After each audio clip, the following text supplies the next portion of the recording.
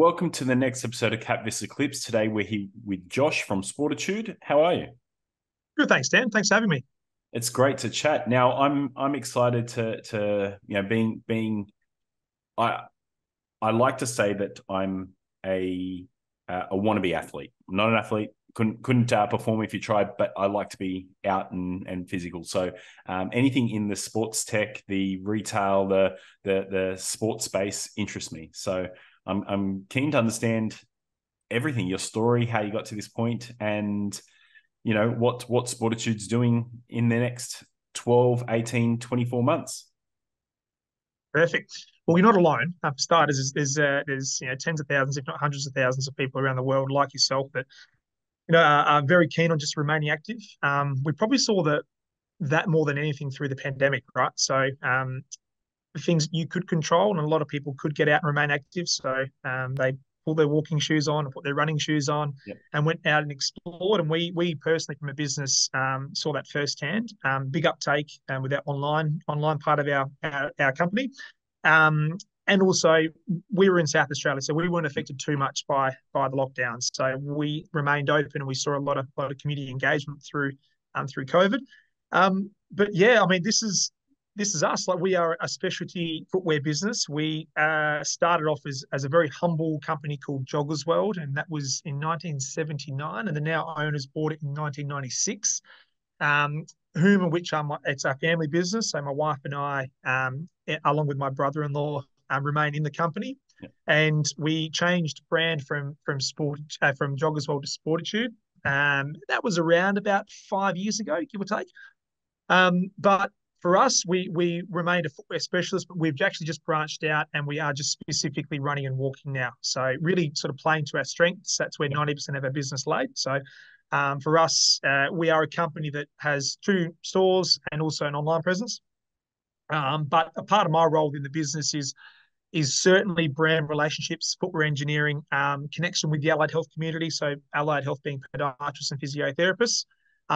And around 4 years ago, I started a company called RunDNA, which I registered in a separate entity to Sportitude. RunDNA, for me, it was just an opportunity to do things better. In the footwear space, everyone wants to find the most comfortable shoe, but it's more about how we get to that end outcome. That I saw an opportunity, not only in the bricks and mortar space, but also in the online space, which leads us to this position today, Dan. Yeah, yeah. So tell us about your background. How did you get to this point? Yeah, great question. For me, I was I was an ex-athlete, to be honest. I had a very small stint in the AFL system. I got to spend 3 years at the Sydney Swans. You can't see me here, but I'm only about 5'9", so I'm not tall in comparison to all the AFL players. So for me, running has always been a big part of my life. So I had to be a good runner to be an AFL player. But I had a number of injuries, so I just couldn't quite work out. But a lot of my time at the Swans, and then after that at the semi-professional level back here in South Australia, I spent a lot of time in the medical room with physios, with doctors, trying to get over injuries. And I saw that sort of sports science element to that top tier, high performance level of sport. Yeah. And always had a passion for sports science. And then I landed in the footwear industry when I met my now wife, Abby. And then started working in the specialty running business job as well. But that was at around 2007. And then I sort of worked in the company, saw opportunities with allied health in the early 2010s, and had sort of created a role in the business. To be fair, like I spent a lot of my time out on the road seeing podiatrists, workshopping footwear, workshopping changes with them. And then that sort of molded into a role where I actually ended up being almost like a wear test advocate for brands as well. So they would send me prototypes. I would run them. I would talk to my fellow colleagues, running colleagues, about the shoes and where they're going, and then give feedback to the brand. So it was really great. I was sort of seeing that sort of concept stage with footwear engineering, then application at sell-in time with brands, and then obviously at the retail end of the shoe lifespan with customers as well. So I've been in the industry now for nearly 17 years, and I've seen a lot of change. When I first started, online was a thing. It was just getting going, but it was roughly less than 5% of our business in the first couple of years. Now it's nearly 70% of our business online, so we know that's growing. But it's off the back of our sort of root foundation being bricks and mortar and that specialty customer service that sort of has led us to this point today. Yeah. Yeah. So what you're bringing is that sports science, medical sort of overview or insight into the retail world, and understanding, because a lot of times people go buy shoes without knowing if they're the right fit, without knowing if they're the right, the right thing, that what they need, their comfort, what they're going to use it for. It's and that's that's the hard thing about buying online, which most of the business is now online. How do you know if it's the right? 100%. So you can't sort of take bricks and mortar and replicate it 100% online, but you can get very close, and that's what we've found over the last couple of years. So 2022 was a great year for us with our RunDNA company. I engaged with the University of South Australia. We went through a really detailed research piece looking at what comfort means and how you then can correlate it to biomechanics. So biomechanics essentially means someone's movement pattern and how they naturally walk or run. And so we wanted to see if there was any correlation, what the relationship was between how someone would move in shoe A, B, and C, and what their comfort levels would do as well. The great thing about that is it was kind of a known. Like we know comfort's important. It's so important. If someone steps it puts their foot on into a shoe and it feels great straight away, it's probably going to lead them down the path of purchasing that shoe. However, we don't know how that shoe is going to go 3 months, 6 months down the track, and that's where we need to lean on a bit of intellectual property that we have. So for us, comfort was significant in regards to the outcome of performance. And then we took that learnings from 2022, and then we've taken it to what we've got here in 23, and we're halfway through another research piece of the University of South Australia where we're actually 3D scanning the inside volume of shoes, and then we're applying that to the 3D scan of someone's foot.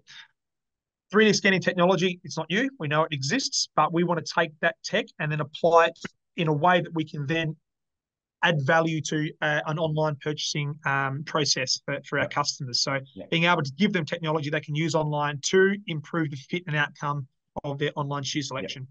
Now, with this technology that you're building, can that be white labeled for other retailers?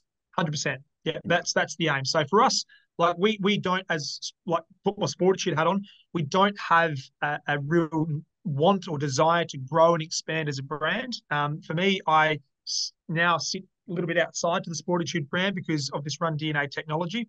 So what this product will do is we'll then be able to then bring it to other retailers. And there's a lot of different levels of retailers in this sports space. And what sort of their customers value, Dan, as well. So we're very niche, like our business model here, in the sense that not everyone has 45 minutes, right, or half an hour to come in and go through a treadmill assessment, have their gait assessed, look at some objective data from accelerometers, look at video, analyze comfort.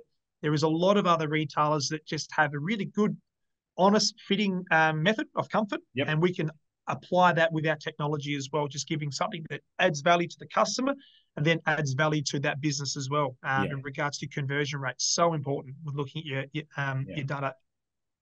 So while you have a bricks and mortar revenue generating, been around for tens of years, and it's growing, you've built this piece of technology that can be applied and scaled globally. It can be scaled to any retailer who sells footwear, and what it will do is, effectively, for an online retailer, it will have better customer service and better customer satisfaction, also less returns, and that's spot on, and higher conversions. That's exactly right. So we have like most sort of good footwear fitting websites, we have a shoe filtering tool. We tweaked it a little bit. We used a product called Preezy, which exists now. It's essentially just for us to be able to then fine tune questions down to find the right parameters for a customer, and that runs at a pretty high conversion rate, around about 12.5% for online, which is pretty high. What we want to do is we want to sort of give a little bit of power back to the consumer, right? So once you get to that sort of 15, 16 years of age as an adult, male, and then it's a little bit early for females, is your foot starts to pretty much remain static with regards to its function.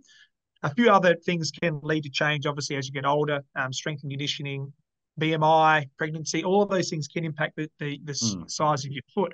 But what we want to do is we do want to offer like almost like a foot ID for that consumer, and that consumer will have their foot ID. It'll give them the power and ability to then find the appropriate footwear that suits their needs. Now, we are in the sports retail space, and we'll play that first, understand and work and massage this product, so then we can roll it out commercially to other footwear retailers as well. Yeah. But we're in a pretty good space with regards to the tech, the knowledge that we have within the industry, and also where we want to be able to take this on a global scale. I mean, it's massive. I mean, it's almost like the old Coca-Cola phrase, right? You got a mouth, you're a customer of Coke's. Well, if you got feet, well, you're a customer of ours. Yeah. Yeah. Okay. So tell us more about the opportunity. Yeah, for sure. So for us, we are looking at two-parter really. Like there's the retailer side of things, which we're playing more to the online sector. So the online shopping growth is significant within Australia, within North America, and Europe. So for us, the opportunity lies within that industry. We want to be able to take our technology, offer it to other retailers within the sports retail sector. To give you some context, I mean, the US is a massive market. We know that for running shoes. They're going to be, well, they were last year $9.2 billion just purely running, like just not talking like low level active footwear sneakers. We're talking pure running. It's a pretty big play. And within that, around 45% of that clientele are premium products. So around that's $130 north. So that's our target audience. It's not the $65, off the shelf sort of, Walmart, I shouldn't say that, but, Walmart sort of customer. We are going after the people who do value size, fit, and feel. So for us, it's a big market. So yeah, we have some retailers within our sort of line of sight that we will go to the US and pitch to. But for us, we want to focus on America through 24 and 25, Australia in 24 and 25. The big one though, Dan, is allied health. We know the correlation between your feet, shoes, and podiatry. It should be as simple as that, but it's not. There are a portion of podiatrists that know shoes pretty well, but the vast majority don't. And I know that purely because I have been educating and training the third and fourth year podiatry students here at UniSA on footwear for a decade. It's a contentious conversation, to be honest, because while podiatrists should be in the know, it's a dynamic business. Like footwear engineering is always changing. They get lighter, softer, more supportive, changes in uppers. So what our technology is going to do is going to take those changes and then apply it to the allied health space, so then they can fit and prescribe footwear with more accuracy for their clients. For us at Sportitude, 10% of our business is referral based from physios and podiatrists. That's around the mark for most specialty businesses, but we do want to be able to offer that technology to the allied health sector so that they can provide more value add, right, for their customer. Yeah. Okay. Perfect. And now, how much are you looking to raise, and what's it being used for? Yeah, great question. So for us, we want to raise around $500,000. That would be great. What we will be then using that money for is we really need to build out our three-dimensional technology for scanning. So at this point in time, we have, as I was saying, halfway through our study with the university, we've scoped out the work with a company called Pixel Force here in South Australia, very reputable business. They've done a lot of app development, worked a lot of startups, so I have a lot of confidence in them. And the scope of work is going to be significant, about 10 to 12 months in regards to build time to get this to a position where it can be commercially viable. So $500,000 will be invested in the development of the software technology for the dashboard and the app itself. An opportunity does propose itself while timely at the same time. There is a US company that I have been working with, I won't name them, but in regards to the accelerometers we've been using for the best part of 5 years now. And this is where this whole concept has sort of taken off, where we can acquire their intellectual property and their software and then apply it to our space as well. So context there as well, Dan, the accelerometers that we've been using and using for footwear fitting, we're running at 100% conversion rate when we use this technology for the fit of our running shoes in store and walking shoes. So the conversion's there, and the acquisition is at a relatively affordable price too. So the acquisition is going to be 250 US, 250K US. So if we can portion out our cap raise to development for the three-dimensional scanners with Pixel Force, and then obviously look at investing in this acquisition of IP, it'll actually set us on a great trajectory into 2024. Okay, amazing. So, I mean, what you're essentially you've worked on, you've built, and now it's just, fine dining and getting to refining and getting to, commercialization is a tool not just for you, but for any footwear retailer across the globe. That becomes a retail tech play. It becomes it's changing the way that retailers offer their products to consumers. Better engagement, better conversion, less returns, lower overheads, lower costing, that sort of thing. So the technology you build has like you said, has a global appeal. And the US market alone is massive. And if we're just looking at US, that's bigger than some of the target markets that I've dealt with for other companies. But then when you factor in Canada, UK, Australia, New Zealand, any sort of there's a lot of countries where running and walking is one of the main pastimes, main activities. There's some serious people around it, so the market size becomes much bigger. But then when you look at the next tier, and if they can, retailers can offer that to not the serious athletes, but the ones that are just looking for a comfortable shoe. It opens up it's a much broader market with much bigger target market. That's exactly right. Running is still the number one participators in the world, like bar none. It's just like there's daylight between the other sports. Soccer's probably the next best, sort of participant wise. But it's significant. Like this, for me, it's probably looking at it holistically in the sense that I've used my processes or the learnings we've taken from the university in prototyping with brands. So I still do consult. I'll use a couple on running, for example. Swiss company, been around for 10 years now. They're the fastest growing brand in the world. I've done a couple of sort of validation pieces with them on their footwear and performance with our technology, and most recently to ASICS and New Balance as well. So we do work closely with these brands. And for me, it's like, okay, well, if we're using it to build the shoes or to validate what shoe technology is and where it's changing, why aren't we then taking that same technology at the other end of the life cycle and offering that to the consumers?